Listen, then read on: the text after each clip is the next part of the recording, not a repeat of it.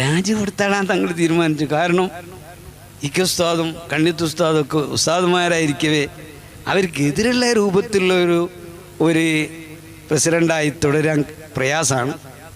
ഞാൻ ആദ്യം നടത്തിയ പോലെ ബാക്കിയാത്തു നിന്ന് വന്ന് അന്ന് മുതൽ ദർസ് നടത്തുന്നുണ്ട്. ഇനി മരണം വരെ ദർസ് നടത്തിയാൽ മതി എന്ന ആഗ്രഹത്തിൽ ഇതിൽ നിന്ന് ഒഴിഞ്ഞു മാറാൻ ഒരുങ്ങി തങ്ങളൊരു രാജി എഴുതി.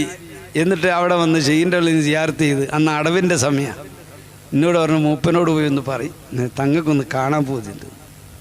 ഞാനായി പോയി പറഞ്ഞ് തങ്ങൾ പോയി കണ്ടുപോകുന്നു. അന്ന് തങ്ങളോട് പറഞ്ഞ സംഭവമൊക്കെ തങ്ങൾ എന്നോട് പറഞ്ഞ നിങ്ങളാണ് സമസ്ത, അങ്ങനെയാണല്ലോ പറഞ്ഞത്. അവിടെ കയറി ചെന്ന് സലാം പറഞ്ഞത് നിങ്ങളാണ് സമസ്ത, ദീൻ ഇവിടെ നിലനിർത്താൻ ഞാൻ നിങ്ങളെ അധികാരപ്പെടുത്തി. ഈ വാക്കാണ് അന്ന് തങ്ങളോട് പറഞ്ഞത്. അങ്ങനെ തങ്ങളാടെ ഉറച്ചെന്നില്ല. ഞാൻ സ്വന്തമാണെങ്കിലും സുന്നത്തമായത്തി അവിടെ നിലത്തുനിന്ന് തങ്ങൾ പ്രസംഗിച്ച്